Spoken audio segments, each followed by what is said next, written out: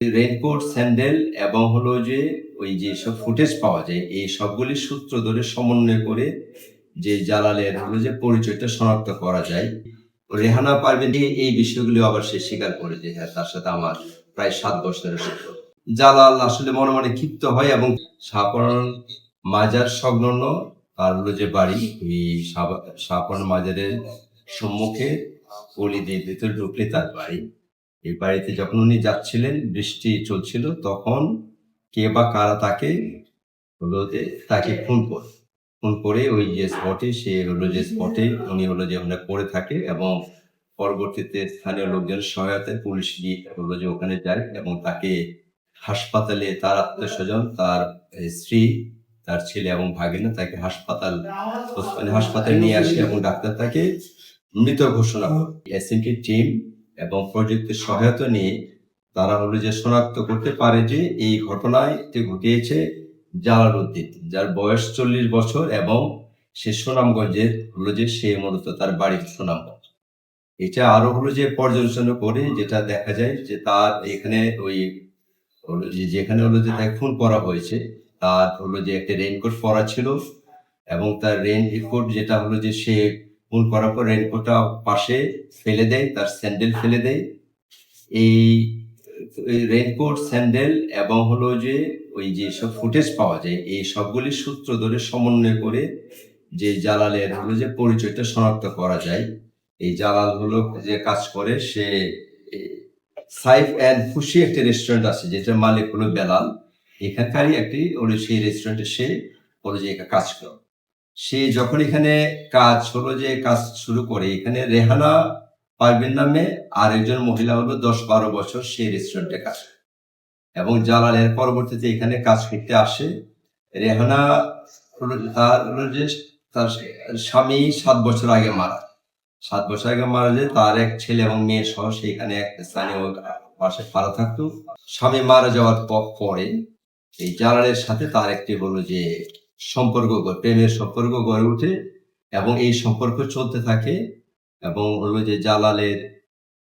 ভাষ্যমতে যে তারা বিভিন্ন সময় শারীরিক মেলামেশা করে এবং এইটা জানতে পেরে জালালের যে পরিবারের সদস্যরা জালালকে বের করে তাদের বাড়ি থেকে বের করে দেয়। এতে এই সম্পর্কটি অব্যাহত ছিল চলতে থাকে।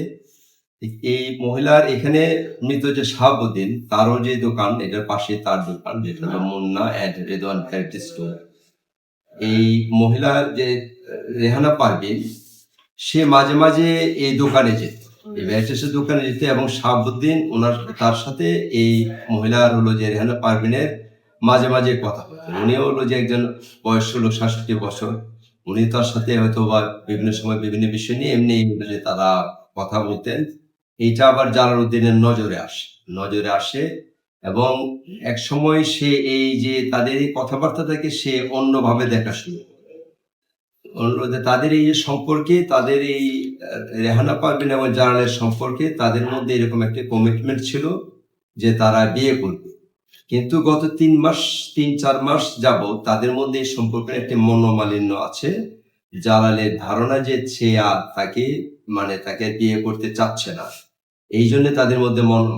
মানে না। আবার একই সাথে শাহাবুদ্দিনের সাথে যেহেতু এই রেহানা পারভীন বিভিন্ন সময় তার দোকানে যে কথা বলে তখন জালাল ধরে নেয় যে এখানে হয়তো বা অন্য কিছু হলো যে এখানে আছে, এরকম একটা ধারণা। এই বিষয়টি নিয়ে জালাল শাহাবুদ্দিনের সাথে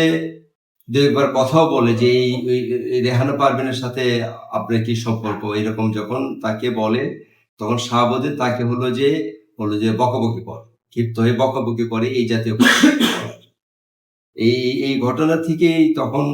জালাল আসলে মনে মনে ক্ষিপ্ত হয় এবং তার মধ্যে হলো যে এই শাহাবুদ্দিনকে দেখে নেওয়ার একটা পরিকল্পনা সে মনে মনে নেয়। এর মধ্যে এই কিছুদিন হলো যে যেটা হলো 22 তারিখের হলো সকাল 10টায় জালাল হলো তার মালিক বেলালের কাছ থেকে ছুটি নেয় 23 তারিখ এবং সে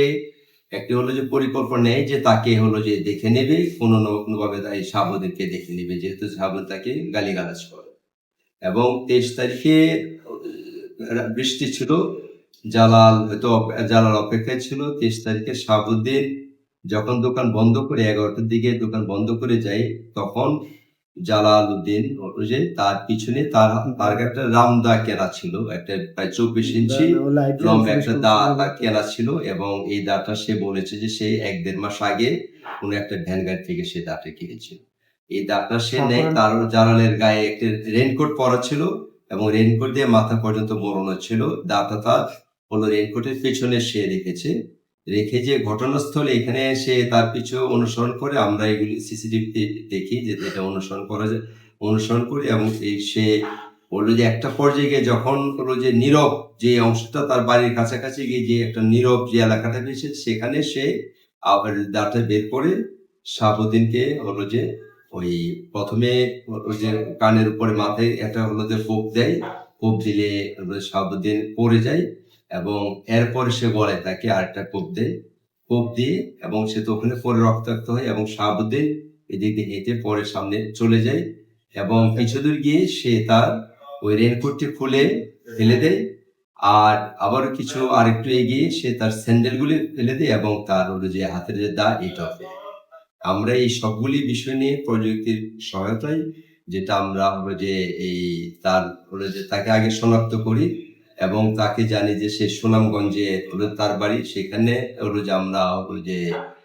রেড দেই, এবং হলো দক্ষিণ সুরমা এখানে আমরা একটা তথ্য পাই যে ওখানে সে থাকতে পারে,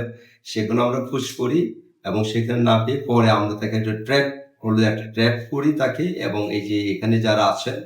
এই হোটেলে যে মালিক পক্ষ, তারাই তার সাথে হলো কথা বলে তাকে ওদের এখানে নিয়ে আসে, এবং পরে আমরা হলো তাকে জনগণের সহায়তা হোক আমরা তাকে ধরে পরে আমরা তাকে হলো প্রাথমিক জিজ্ঞাসাবাদ করি। প্রাথমিক জিজ্ঞাসাবাদ করে যে তথ্যগুলি আমি আপনাদেরকে বললাম, এগুলি তার প্রাথমিক জিজ্ঞাসাবাদ, এবং আমাদের এই যে সকল ফুটেজ এবং প্রযুক্তির সহায়তা নিয়ে আমরা যে তথ্যগুলি পেয়েছি, এগুলির সাথে ম্যাচিং করিয়েছি, করে আমরা হলো যে এই যে বিষয়গুলি আপনাদেরকে বললাম, এগুলি এখান থেকে এই সব তথ্যগুলি পাওয়া, এবং এর মধ্যে সে হলো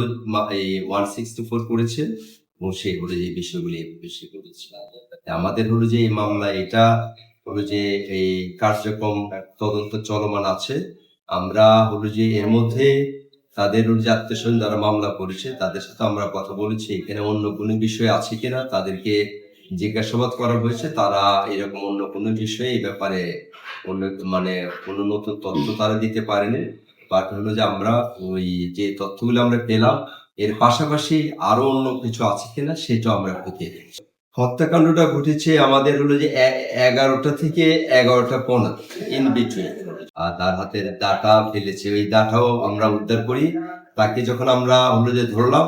পরে তাকে নিয়েই কিন্তু আমরা সেই হলো যে সে স্পটে যাই, এবং সে বলে যে আমি এই জায়গায় দাটা ফেলেছি, যেহেতু একটা 24 ইঞ্চি লম্বা দা, কাজেই তখন তার মাধ্যমে কিন্তু ওই জায়গায় ঘাস এবং মার্শাল ল্যান্ড যেটা আছে ওই জায়গায় সেই হলো যে তার হলো দাটা সে দেখায়, ওই জায়গায় সেই তুলে দেয়। আমরা হলো যে জালালকে যখন আমরা ধরি, জালালকে আমরা ধরার পরে তখন জালালের এই বক্তব্য আমরা প্রাইমারি জিজ্ঞাসাবাদে যেটা কত জানলাম যে তার